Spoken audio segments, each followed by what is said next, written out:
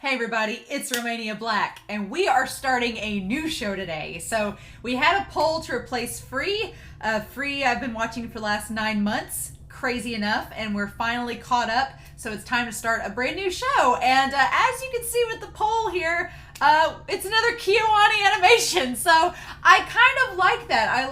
I liked all of the options that we had for this last poll, but I'm going to be honest, I was actually really happy that Violet Evergarden won.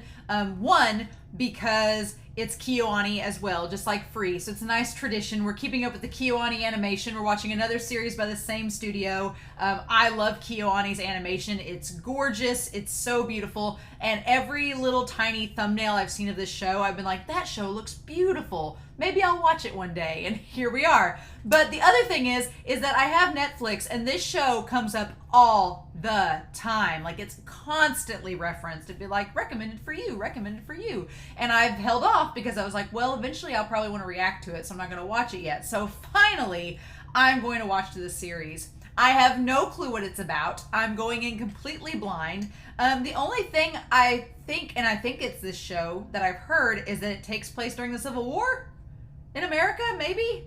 Maybe that's right. That's all I know. All I know is that it maybe takes place during the Civil War in America. That's all I know. I know nothing else. I do know that it's 13 episodes long, and that there's an OVA after it, and then 2 movies. Now, later on down the road, when we get closer to this series being over, I know Netflix has episodes 1 through 13, but it does not have the OVA or the 2 films. And the 1 film just recently came out, so it may not even be available yet to watch online. But as it gets closer, I will probably be asking my fellow patrons, those of you on YouTube, people in the Discord, for help trying to locate that OVA, as well as the 2 movies to watch, because if I'm going to start a series, I want to complete it. So, but in any case, I'm really excited to start this series. I've heard good things. It was well recommended, and it won the poll. So y'all voted for this show. I'm super excited. But yeah, let's dive in. I have no clue what we're getting into, but we are going to start old Violet Evergarden here and see what's up here in 3, 2, 1, and let's go.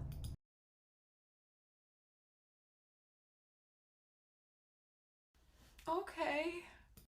I'm not gonna lie, I was starting to get a little misty-eyed there, and this is only episode 1.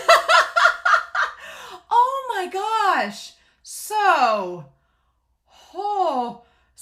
This is the weirdest love story, and I've got to get a pen and backtrack on this. So this is like the weirdest love story on a number of levels. The first and foremost being, so is Gilbert dead? Has Gilbert died? I'm getting the impression that he's died. And that she doesn't realize it, or she can't process that he's dead, because Hodgins comes in and is like, these are Gilbert's orders. And so Violet, we don't know exactly what Violet is right now. She's a robot, maybe. She's not human. She's not fully human, but he talks about her being a child, since she was a child, that she's been in the army as a weapon. So either child is that she's physically grown, or child is like a mental state where she started out like just a robot with artificial intelligence like that of a child, and she's built up maturity and built up experiences in her own thoughts and sentience as time has passed, because they said the war lasted 4 years.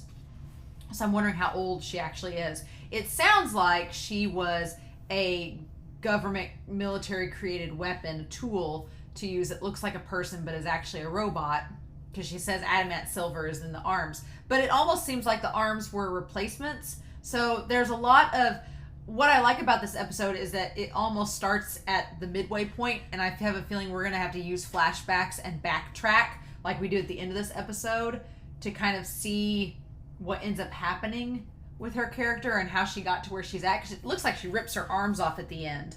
And then she has the silver ones replacing them, and she's recovering, and she's having a hard time gripping. Like, she says she can't grip the pen, but she can use a typewriter. So that's why she wants to do it. But it sounds like, from what we see in this episode, that Major Gilbert was put in charge of her to use during the war, to use as a tool, and for her to follow his orders.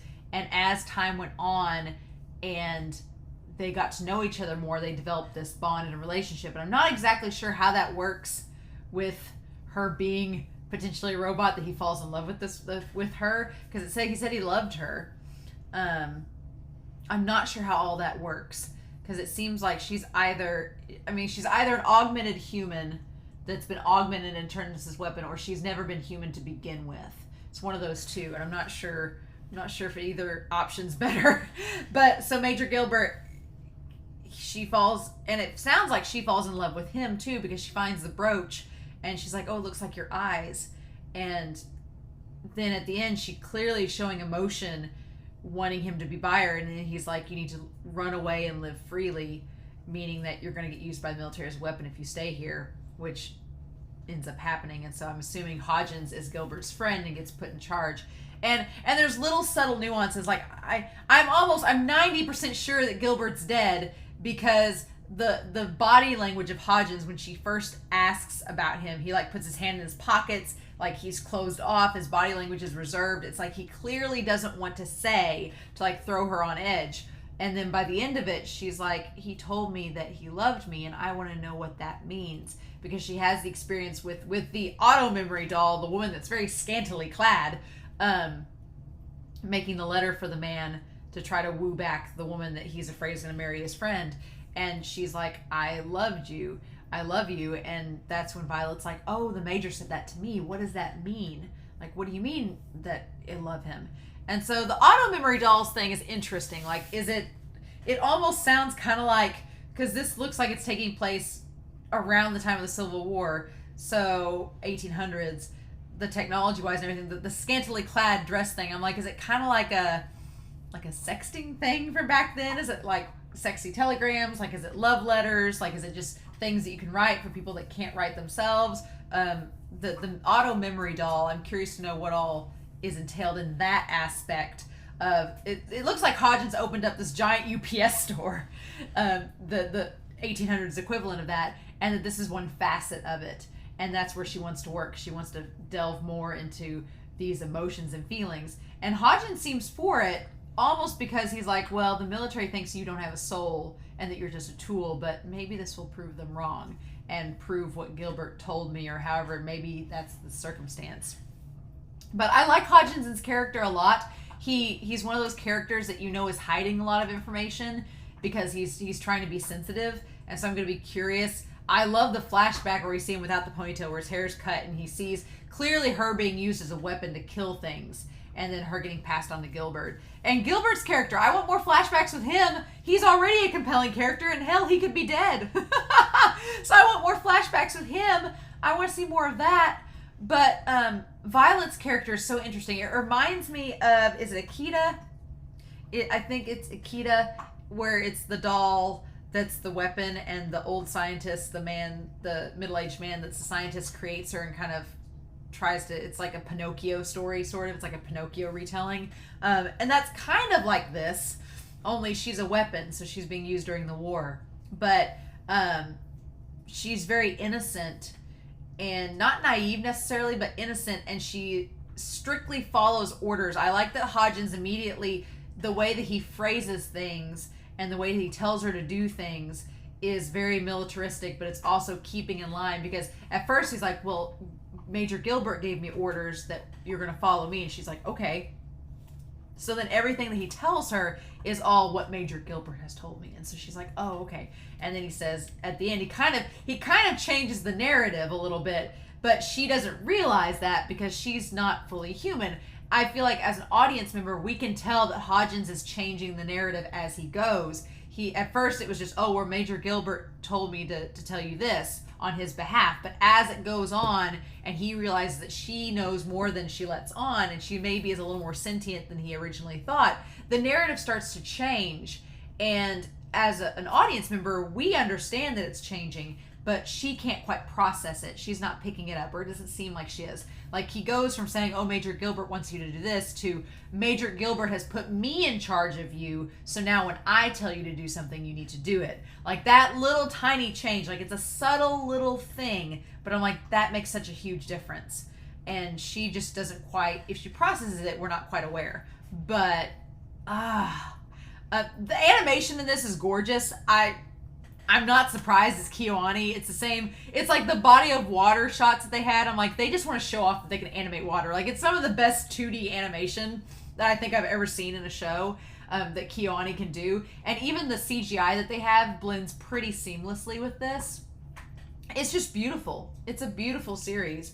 This episode was so calming, but yet it's kind of jarring because you have that imagery of her being used as a weapon. So I love the metaphor at the very beginning of the doll on the table, and Hodgins flashes back to when he sees her being used as a weapon in that demonstration, and the blood just dripping from the doll hand. Like, that's such a good metaphor. And that should have been the hint right off the bat that she's not human.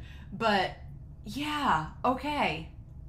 So the only thing I'm not clear about yet, and I'm assuming, don't spoil me, I'm assuming we'll find out later on as the series goes, but why Gilbert originally, was it Gilbert that wanted her to go to the Evergarden house to start, or was it Hodgins acting on Gilbert's behalf, acting through Gilbert to try to convince her? Because Violet doesn't seem to have a name, and that guy calls her, the man that comes in calls her Miss Doll, thinking auto memory doll, but she takes it as almost, we as the audience originally take it as, oh, she's not a doll, she has a name, it's Violet. And she's like, oh, it's Violet. And then you find out that he thought she was an auto memory doll, whatever that is. I'm assuming we're going to find out next episode. But yeah, why did she get sent to the Evergarden house? What is the relevance of that? Is that Gilbert's family? Why did he send her there? I'm curious about that. There's so many other themes at work here too already. There's the idea of war veterans and post-traumatic stress. I mean, she's literally a disabled veteran. She's lost both of her arms during the war, and she's been injured, and she's recovering. And so there's a really cool narrative here, and allegory for when people leave war and are integrated back into society. They've been used as weapons, essentially, during war. So now that when she tells Hodgins, she's like, I'm ready for my orders, he's like, the war's over. So we won the war. You don't have to fight anymore. But then she's like, what do I do? And that's such a relevant narrative and such a relevant representation of when people go to war, they're viewed as weapons. They're viewed as literal human weapons. And so the question then becomes, okay, well, what do you do after that, right? What is my purpose and function now that the war is over and I was designed to be a weapon during this? Now what do I do? So it's a really cool commentary on, okay, well, what is Violet supposed to do? She's supposed to integrate back into society somehow and be viewed as a person. And so how do you do that? And so she gets the job at the mailroom with Benedict. And Benedict, I like his character. He's cheeky. And he clearly wants to slack off. And so he gives her this menial task of just sort this mail. Like, the girl's been in war and like bayoneting people and like ripping arms off, and you give her the job of sorting out a bunch of envelopes. Like, to her, this is nothing. Because he's like, how do you have it done already? Didn't you take a break? And she's like, I don't need a break. I'm used to long hours, because she's used to being in trenches and in the middle of a battlefield. So yeah, so the idea of giving her that task was pretty, minute for her, right? So there's a really cool narrative at play about veterans and about post-war integrating back into society. There's an interesting narrative about trauma and PTSD, because she seems to be flashing back to those moments of when Gilbert apparently died. We don't have that confirmed for sure yet, but I think he did die. And there's also a really cool narrative here about ableism and about her being disabled, because she literally has these robotic hands that she's not fully in control of or on top of their movements. And I do give props to the show that the Evergarden woman, she doesn't freak out when she sees the silver hands. Everyone that looks at it clearly looks at it. It makes me think that it's something commonplace, like these metal arms are common, because no one looks at it and goes, what's that? They're all like, oh, I know why you have that. Like, you've been in battle and you've lost your arm. So there's clearly, it's a little bit more commonplace than you normally would think in the 1800s about this, if it were, real life. It doesn't seem like it takes place in the United States at all. It seems like the one town was like Liechtenstein or something. It sounds German. So it may not be the Civil War, but it seems like it's 1800s era based on the clothing and the technology and the way that the cars and trains are. Not really even cars, the way that the trains are, and the trolleys in this world. But that idea that she's trying to recover and get access to her limbs and things are difficult for her to do because of her disability, like there's a really cool commentary on that, on her trying to adjust and prove that she's useful. Because that's the thing, she's like, I want to be useful. And he's like, well, I guess you can work here in my business. And so there's so many interesting elements with this, but that whole thing at the end about her asking and saying, I love you, what does that mean? It's like, and then when she said that he told her that, I'm like, okay, so he's died, right? Because that's like, you know, the last words that you give someone, like your last words is he tells her he loves her. And it's like we're getting this love story in reverse. And I have a feeling that's going to tear me apart because it was starting to make me emotional. I'm like, this is episode 1, and I'm already getting emotional about this romantic love story that's probably like, you know, Romeo and Juliet, where he dies and she can't be with him, and y'all voted for this. I was wanting this beautiful love story, and we find out in episode 1 that the guy's probably dead and she's a robot, and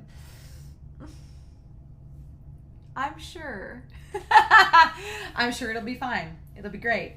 I am already glad y'all voted for this, because didn't expect to be this invested in the story already, but that last sequence and Hodgins making note that it's the first time she thought on her own, that she exhibited free will, and it's concerning love and Gilbert. I'm like, okay, fine. And he made a promise to her. He promised her he'd get the brooch back, the emerald brooch. So I'm like, how are we going to do this? How are you going to keep your promise? Because she said she'd just go off and find it. Huh. But y'all, this was a really good first episode. The setup is interesting. There's lots of questions, like what the auto memory dolls are, like why is it auto memory? What does that have to do with it? What is Violet? Where did she come from? How did she get with Gilbert? How does Gilbert know Hodgins? What's the connection? Because Hodgins, he's got the medical equipment, so he seems like a medical doctor. He was lieutenant colonel, but he seems like he was emphasis in medicine. So I'm so curious, guys. I'm so curious to know what all is going on. But yeah, you know, no big deal. So I'm glad y'all voted for this show. I'm really excited about it. This first episode has drawn me in with many questions and things about the world building that I want to know. And so I'm going to be excited going into episode 2, but I'm also very trepidatious, because when you have a story that's like a reverse love story like this, and you already know it ends in tragedy, I have a feeling I'm going to need some tissues. I can tell right off the bat. So in any case, thank you all for voting for the show. I hope you enjoyed the reaction. Please feel free to comment down below. Please, no spoilers. But as always, I hope you all have a wonderful week. Please stay safe, take care, and I will be back soon with episode 2 of Violet Evergarden.